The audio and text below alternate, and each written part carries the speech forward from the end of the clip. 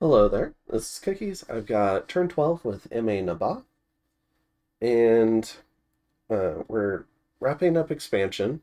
We caught another expansion by Jotunheim, and one of our scouts got patrolled out by Bandarlog. Additionally, um, we're going to start our war with Bandarlog, which was a coalition effort put together by Balin, and it includes Phaonix, who's playing Agartha, Balin's playing Abyssia, and I think Distant Horizon on Asphodel is supposed to come in and help. Um, Now, I'm recording this from a little ways in the future, so I'm trying not to spoil things, but I'm about 8 turns ahead. So if I forget some things or some things surprise me, uh, hopefully it won't be too bad. Um, and this is also going to be the first turn of hostilities between Bandarlog and myself. As in the attack orders, I'm putting them in this turn. But let's go ahead and see how we did with expansion as we wrap that up.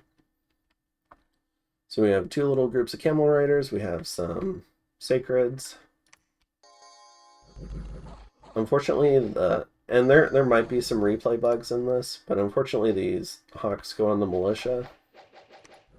But one of the advantages to glamour in the mirror image effect is heavy cavalry have a tendency to hit the mirror images. And so very frequently the lance charge gets a very dulled effect. And oftentimes if you have decent enough glamored sacreds, they might not even land their lance. So it's not the end of the world that the birds kind of went after the militia. We can see a couple of them still here. They do have 14 defense on the Falcons. So yeah, we lose one camel rider and another one gets dismounted. And that was from that knight commander on the north flank. Kind of getting by the group of sacreds. And then in Dragon Ridge, we've got another little group of camel riders. We have some desert warriors. Their job is to eat archer fire. And then we've got another band of sacreds. So the hawks get back in here to distract. So we get a little bit of a first volley advantage.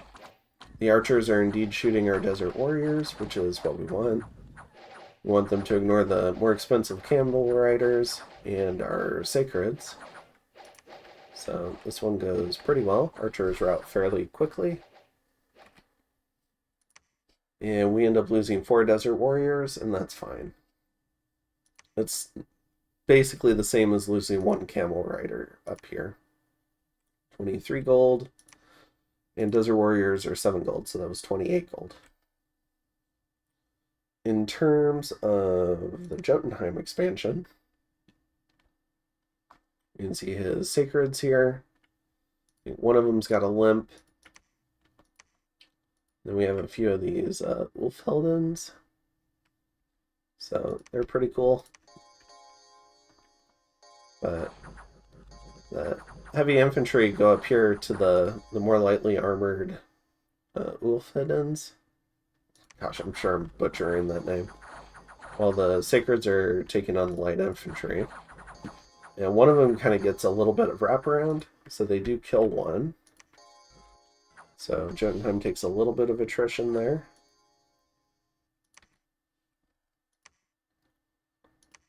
That's 70 gold. And then we've got our scout getting patrolled out here by Bandarlog. You can see just how much stuff they've got. A whole bunch of Markata, some Atavi, a number of barbarians.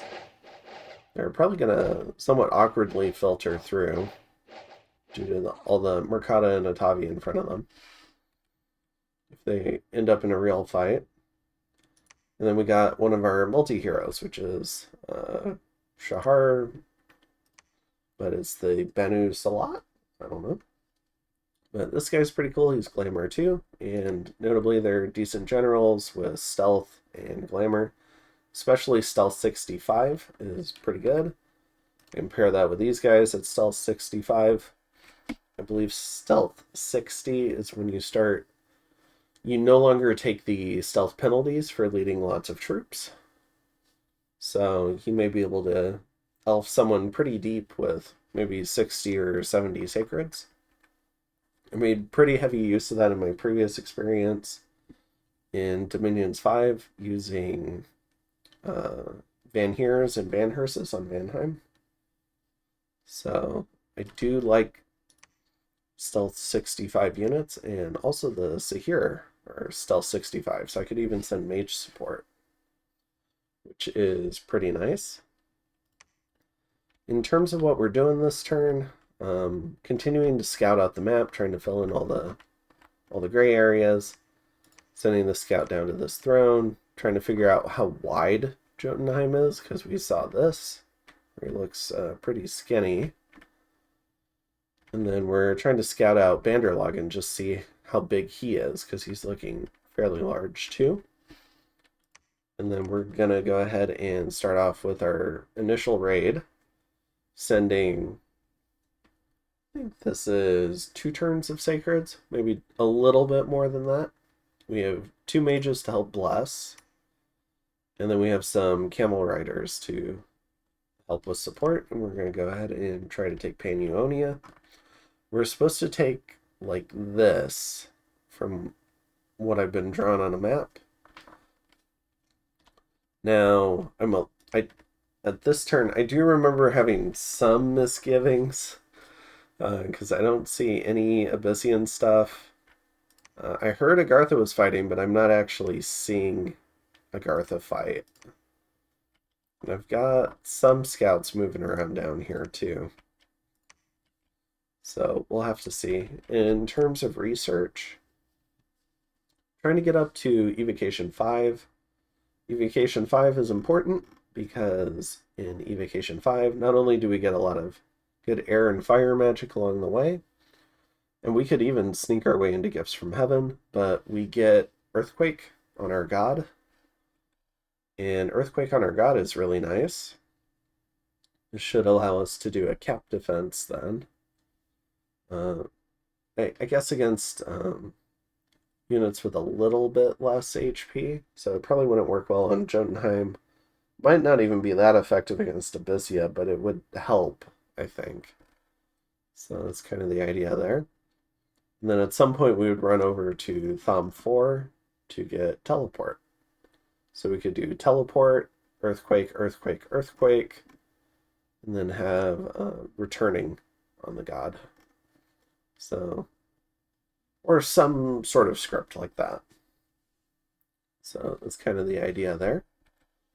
And this would be particularly devastating if we did that sort of combo down underground against Abyssia or Agartha. So if we scouted a decent sized army down there, or if we forced them back down there, I think we could deal a lot of damage with our god. But our god's not awake just yet. So we're still rocking defense skill +4 and morale +1 on our bless. And I think that's most of it. I guess the other piece of the war is we're sending a lot of camel riders into this throne. From there we can deep raid.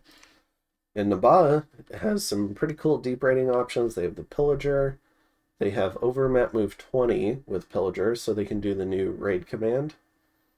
And additionally, they have Tax Collector. So if you do a deep raid and you stay there, you get the money for it.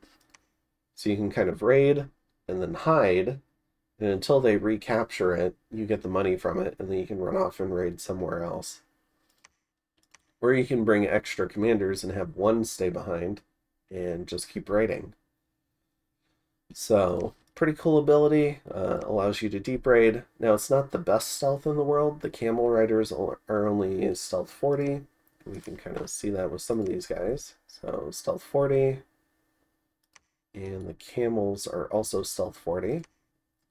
commanders are stealth 40 with a stealth 40 camel as well.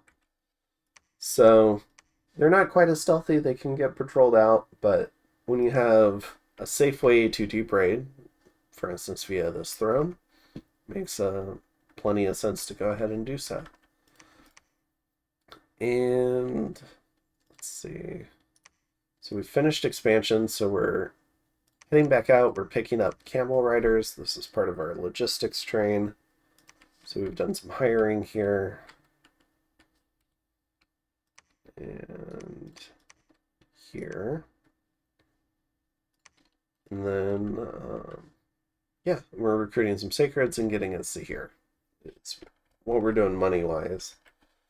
We're negotiating with Grippa, who's playing Pythium. Grippa said he was going to take 141, which is high enough. But he hasn't done it yet, so I'm concerned. And we're already hearing rumblings of war between Grippa and Zan, so I might end up going ahead and moving into this, but we'll see. I'm going to leave it there for him for now. And I think that's it. Oh, we've started our fort in Glanis, so that's where most of our money went. So I'll go ahead and see you in turn 13. Have a good one.